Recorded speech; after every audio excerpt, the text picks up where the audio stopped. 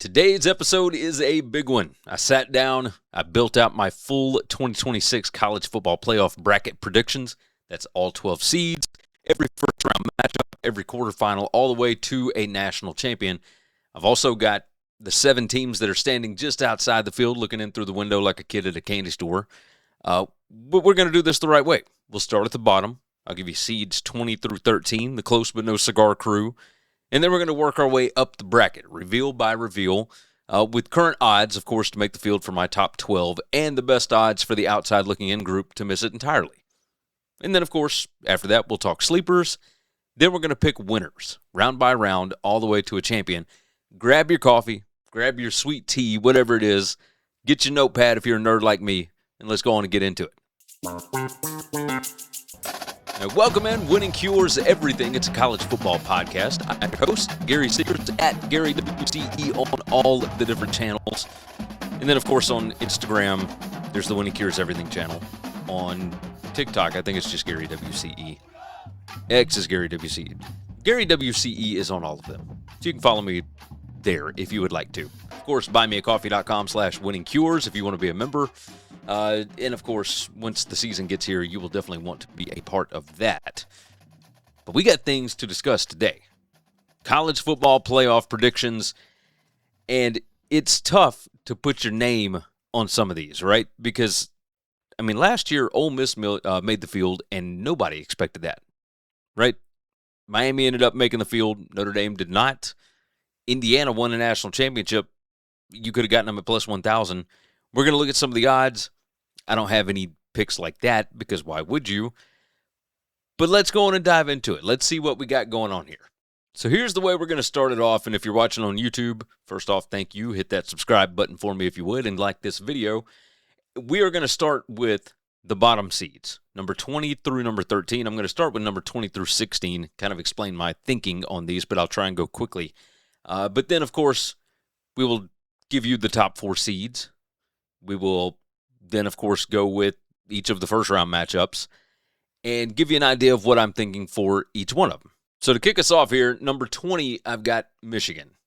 Yes, I think it's an awesome thing that they've got Kyle Whittingham. Yes, I think Jason Beck's going to be awesome. Yes, I think Jay Hill, the defense coordinator, is going to be awesome. However, it is the first year there, and that schedule is absolutely friggin' brutal. So I don't expect them to make the playoff. I do expect some big wins, but I also expect some maybe losses that you wouldn't expect. Just a guess. So, Michigan at number 20. Number 19, I've got Ole Miss. Michigan, by the way, to miss the playoff, minus 340. Ole Miss, minus 270 to miss the playoff. I've got them at number 19. Again, pretty difficult schedule. They lost some pieces off of that team from last year. Pete Golding is now the head coach. We have no idea really what to expect from him. I am curious about the new offensive coordinator. I know he's got history in Oxford. He did good things at East Carolina. And yes, with Trinidad Chambliss and Kejuan Lacey, obviously the offense is going to be just fine, I would imagine. But we got to see it before I can really, I think they have a much more difficult schedule this year than they did last year. So yeah, we'll see what goes on there. Number 18, Washington, minus 600 to miss the playoff. But I do expect good things out of Washington this year. Yes, I know they lost Denzel Boston, Yeah, they lost the running back. I still think Jed Fish is a phenomenal coach, and so long as they got that quarterback, I think they're going to be fine. I think this is another step in the right direction. So number 18 for Washington. Number 17, I've got BYU. They are minus 480 to miss the playoff. BYU, yes, returns a ton of production from last year. And yes, normally that would be a huge thing, but they won some really close ball games last year that could have gone either way. Their running game is going to be awesome. I am curious about them losing their top 3 wide receivers from last year. And Bear Bachmeier had a great first season. What does he look like this coming season now that everybody's got film on him? Just curious. So BYU is still going to be good because Kalani Sitake's teams are always good. But some of those one-score games flip the other direction maybe this year. Maybe the turnovers don't go their way, all that kind of stuff. And they have to play at Utah this year. And I'm not expecting huge things out of Utah with the new coaching staff, etc. But We shall see. Number 16, Texas A&M. They are minus 200 to miss the playoff. Now, that one I found a little surprising. A&M's schedule is significantly more difficult this season than it was last year, and I don't feel like they've got the same kind of dudes up front on either side of the line of scrimmage than they did last year, or that they did last year. I am not a huge believer in Marcel Reed. However, I am a huge believer in Mike Elko. So, also, they lost their offensive coordinator. Colin Klein has gone to Kansas State. What are they going to look like with Hallman Wiggins? I don't know. I don't know yet. But I do trust Mike Elko. So I think they're going to be pretty good. I just don't know if they will be playoff good again. Were they playoff good last year? I mean, they made the playoff, but they lost to they beat Notre Dame early, lost to the two best teams that they played late, is what it is. So, A&M, number 16 for me. Now on to number 15 through number 13. Number 15, SMU, I've got out of the playoff. They are minus 525 to miss the playoff. And yes, I think that they are going to have a really good record. I think they will probably play for the ACC championship. I don't believe they're going to have any real wins of significance. Like, would you consider a win at Florida State, who is probably going to be around 6-6, maybe 7-5 at best? Would that be a big win? Maybe for SMU, but maybe not in the eyes of the playoff committee. So SMU at 15, I think their record will be very inflated, and I expect them to lose the ACC championship game. USC, I've got at number 14, so I do not have them making the playoff. Minus 330 for Lincoln Riley's bunch. And, yeah, the offense I think is going to be great, but they have not shown that they are great or even good at traveling to the East Coast to play games, and they've got multiple trips that they could lose, not to mention they've got home games against Ohio State, etc. So I am not expecting a huge season, but I do think it is still a step in the right direction. Like, everybody says it's a make-or-break year, that if Lincoln Riley doesn't make the playoff, that he's probably looking for a job. I don't necessarily buy that. This is a really difficult schedule. I think they could go 9-3, not make the playoff, and still be headed in the right direction. So I'd have USC at number 14. This is for the end of the year, by the way. LSU, number 13. That is outside the playoff. They are minus 205 to miss the CFP. Again, tough schedule, especially early in the season. I could see them losing 2 games in September, maybe 1 in November. That's 9-3. And if you lose to teams that end up making the playoff, where's your spot? Right? So, do I think that 9-3 is a successful first year for Lane Kiffin? Yes, absolutely. Do I think it could take a little bit of time to get things rolling? Yes, very much so. So, I expect LSU to miss the playoff. Now, let's move on to who our top seeds are for this CFP. We'll start with number 1. I think Notre Dame is going undefeated this year. So 12-0, I don't think the committee will be able to handle themselves. They will have to put Notre Dame number 1 if they're 12-0, even though at most you might have 3 good wins. They would have a win over SMU. They would have a win over BYU, who are number 15 and 17, and then they would have a win over Miami, who I also have in this field, and you'll talk about them here in just a minute. So Notre Dame is minus 800 to make the playoff. It is an absolutely astronomical number. I would not lay it unless you can parlay it with something else. But I think Notre Dame is making the playoff this year, and I think they will be the top seed. Number 2 seed, the Oregon Ducks. 12-1 is my projected record for them. Oregon is minus 320 to make the playoff.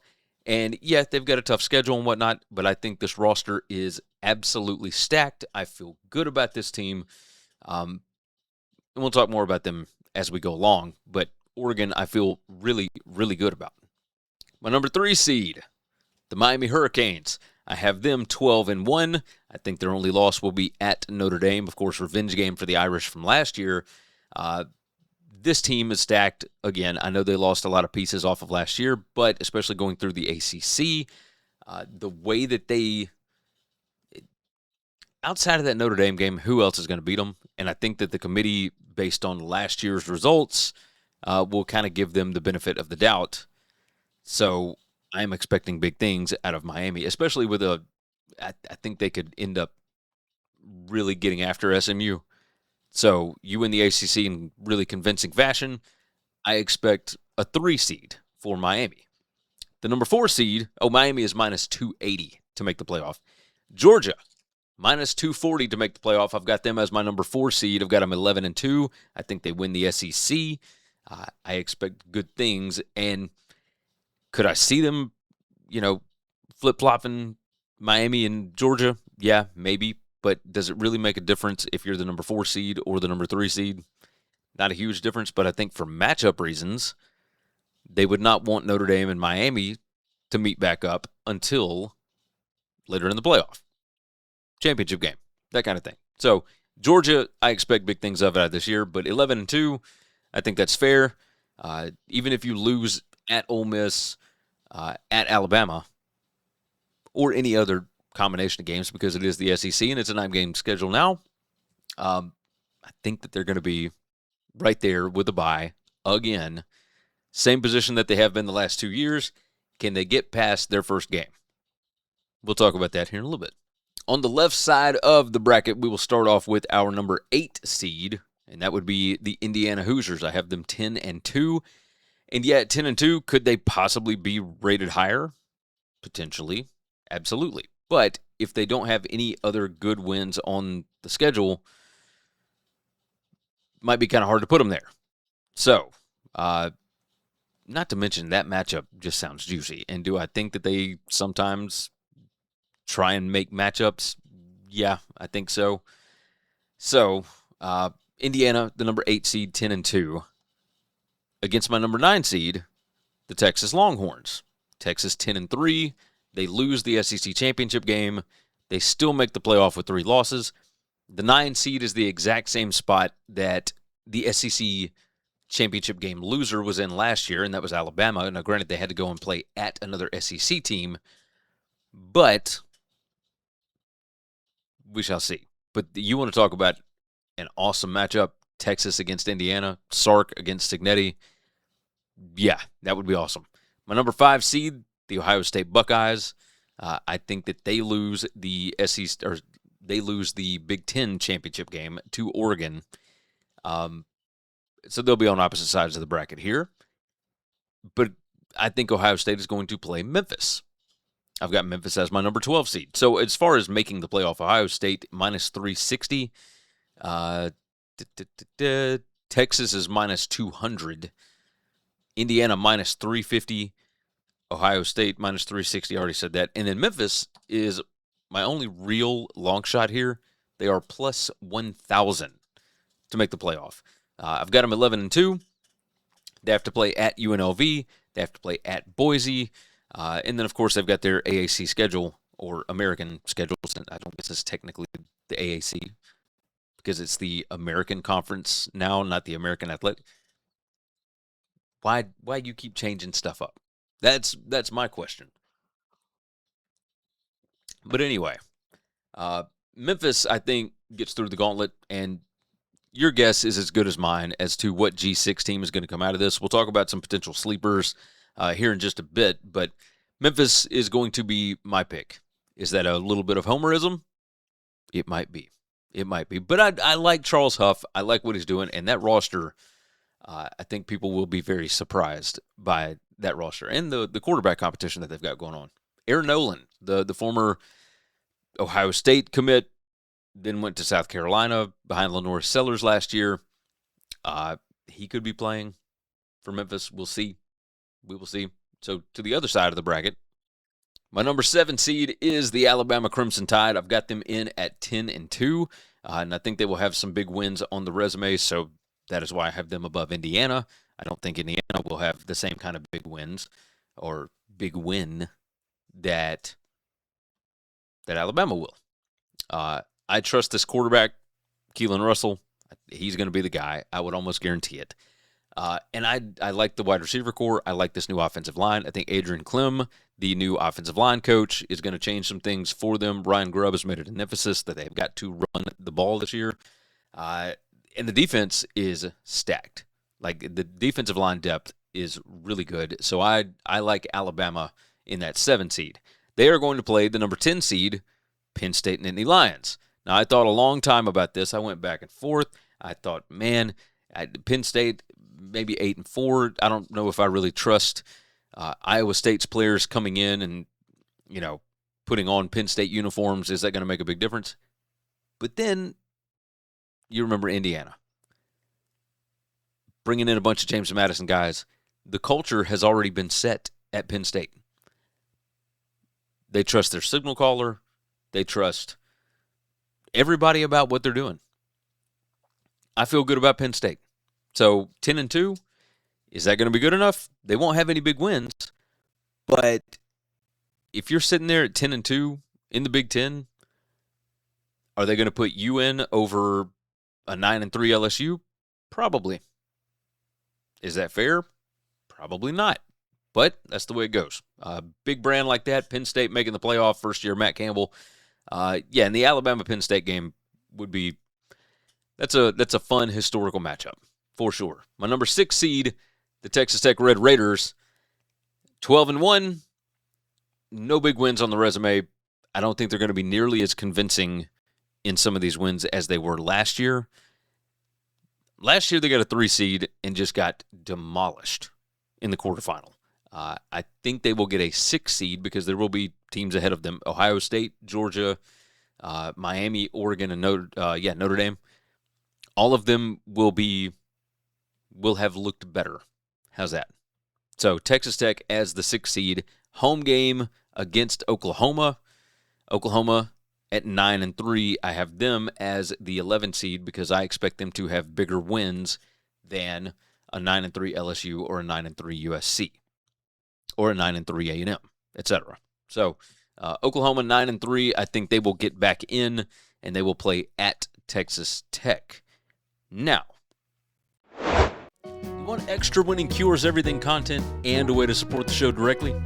Head over to buymeacoffee.com/winningcures and become part of the community today. Are you tired of sore knees or joints slowing you down? Go Sleeves uses built-in kinesiology tape technology to give you support, reduce pain, and help you recover faster. Use code WCE for 15% off over at GoSleeves.com. Let's talk about some potential sleepers here. In the ACC, Louisville is plus 550 to make the playoff. Oh, I didn't talk about odds for that. Oklahoma is plus 210. Texas Tech is minus 200 to make the playoff. Alabama plus 154. And Penn State plus 360. So Penn State is my biggest outlier other than Memphis on this. And it's got everything to do with schedule. As far as potential sleepers go, Louisville, we'll start with the ACC. Louisville is plus 550. SMU is plus 350.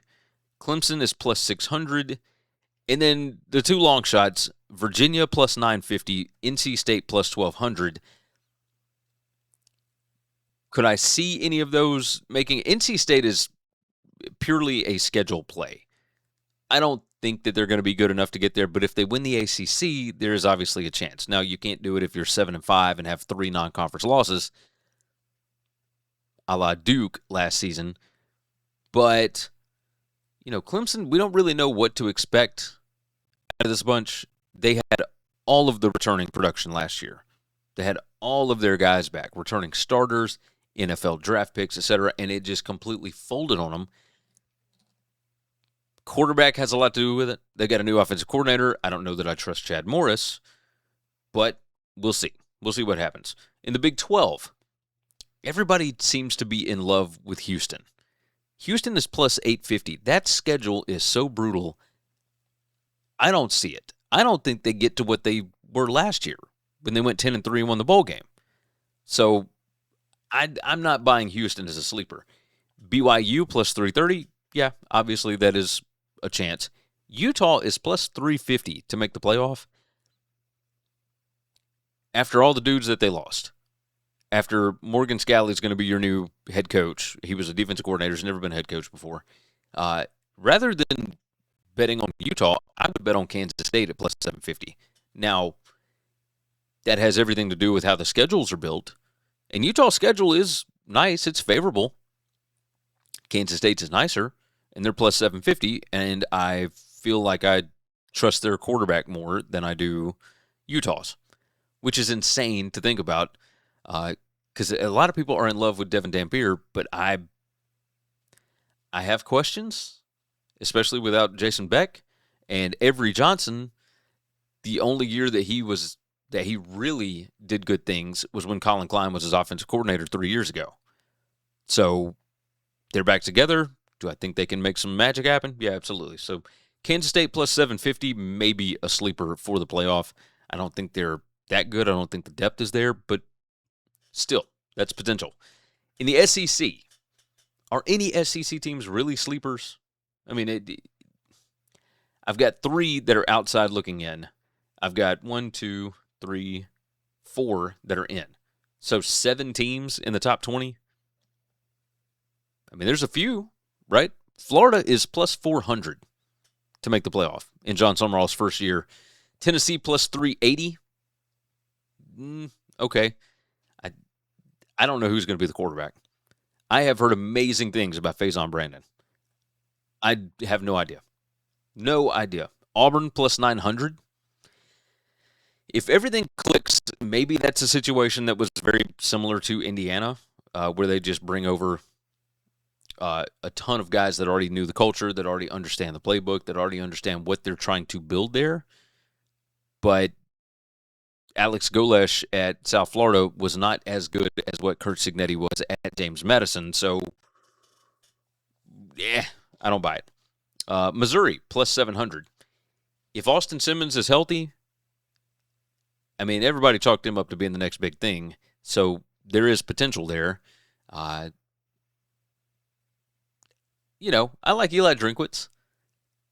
I like their coaching staff and whatnot, but, well, all of the coaching staff except for maybe Chip Lindsey. I'm not a huge fan of the offensive coordinator, and if you have watched Winning Cures Everything for any number or any amount of time, you would know that I have not been a fan of what he has done at any point. At any point. So, I don't know what Missouri's going to do. In the Big Ten, I don't feel like there's any real sleepers. Iowa, potentially at plus 900, but they lost so much off of last year's team that I just don't know if I can buy it. I did want to throw out one. Let's see if they're even on the list, because I didn't write down a number for them. But Wisconsin, there we go, plus 3,000. The schedule sets up, they don't have to play the majority of the top teams in the Big Ten. And if Colton Joseph, their quarterback, hits, along with some of these other transfers that they brought in, I still think Luke Fickell can coach.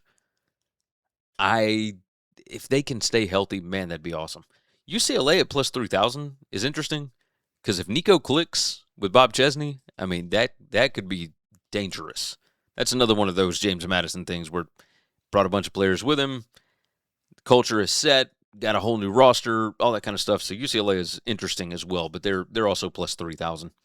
G6s, that could be sleepers. And I think these are just to make the playoff. I don't think any of them will be able to really compete with who is at number 5.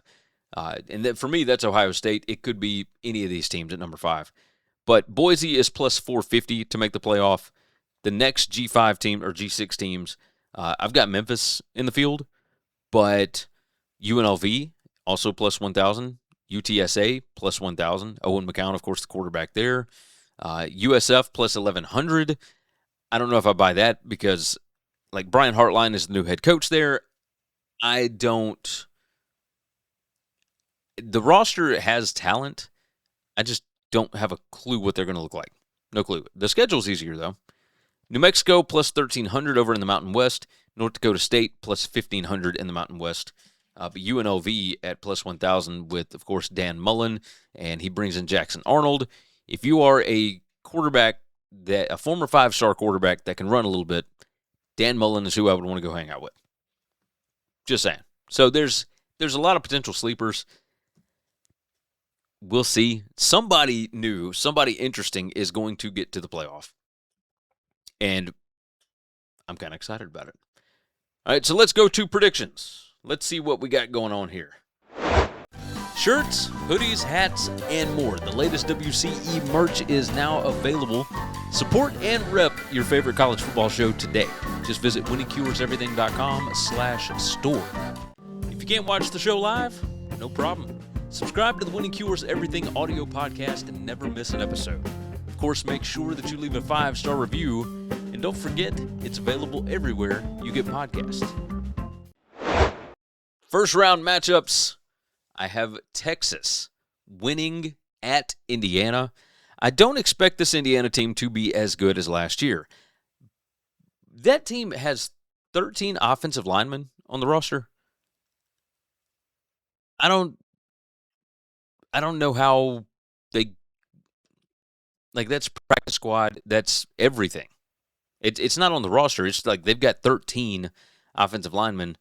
I'm curious about the depth and how they're going to make that work. Now, obviously, everybody should, at this point, just blindly trust Kurt Cignetti and that coaching staff.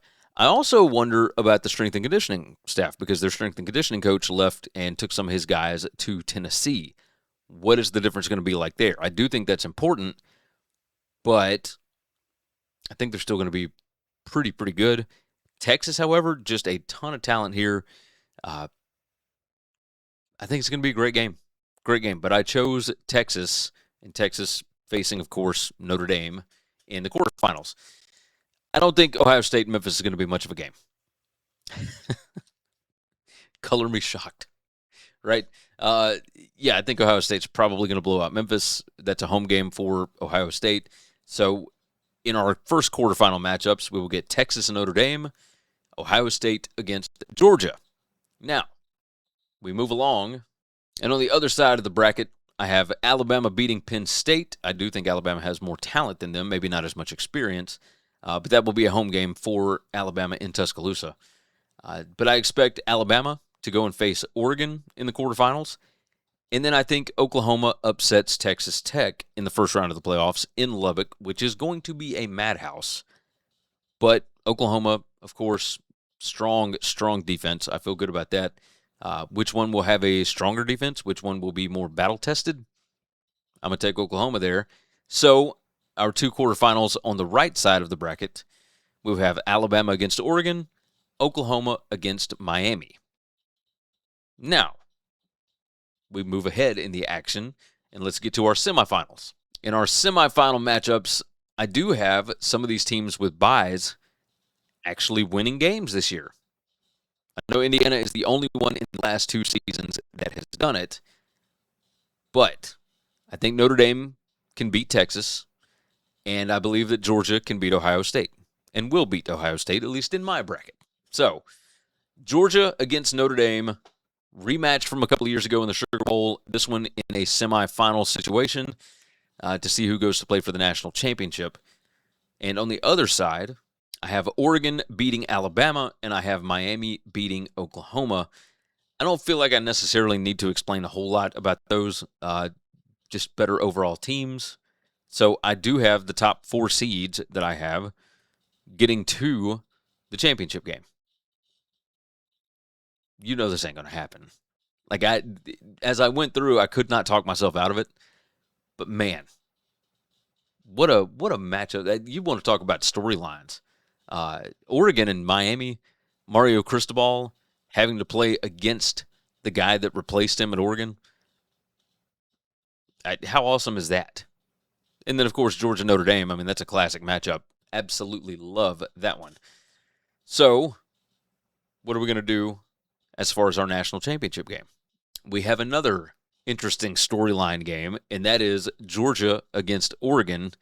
And Dan Lanning's first game as the head coach at Oregon, they got blasted 49-3 by Georgia in Atlanta. And now you would get to play Georgia to see if you can win your first ever national championship That's intriguing, right? I mean, you want to talk about made-for-TV movies, that's how I feel about this one. That would be absolutely fantastic. And I do expect Oregon to win the national championship. I think this team is loaded. I like Dante Moore. I think he's going to take a next step. The coaching staff, obviously all internal replacements for the coordinators. If they can stay healthy, unlike they did last year, I think this team is going to be stacked, and they are going to whip some tail. So, Oregon is my national champion. I think they beat Georgia, and you want to talk about putting a bow on a career, and, I mean, it's still early for Lanning, but I think Oregon gets their first ever title, and Phil Knight can live happily ever after at this point. I love this playoff. I think this is going to be great. This is going to be good stuff. All right. That's all I plan on talking about on this show. We will have more shows coming up. We will have, I wrote it down somewhere. We'll figure it out. We will have all kinds of things coming up. My best games of each week. So I'm going to tell you where College Game Day is going each week of the season. I like those kind of predictions. Can't really bet on those, but it's still fun nonetheless to at least banter, right? So we're going to talk about that. I'm going to give you my preseason, my last updated power ratings, and I'll give you my top 25 on those. We're going to have a good time. Make sure you are subscribed to the channel, of course, and of course the podcast. And if you want to be a member, you can do that. You can get my full preseason power ratings. Go over to buymeacoffee.com/winningcures. With that said, make sure and visit all of the sponsors. You can find them in the YouTube details and the podcast details as well. I feel like I'm missing something, but I'll hit it on the next one. So with that said, take care of yourself, take care of each other. God bless college football, and hopefully all of your tickets cash this season. Thanks for listening to Winning Cures Everything. Subscribe, leave a review or comment, follow @GaryWCE on X, and check out the web store,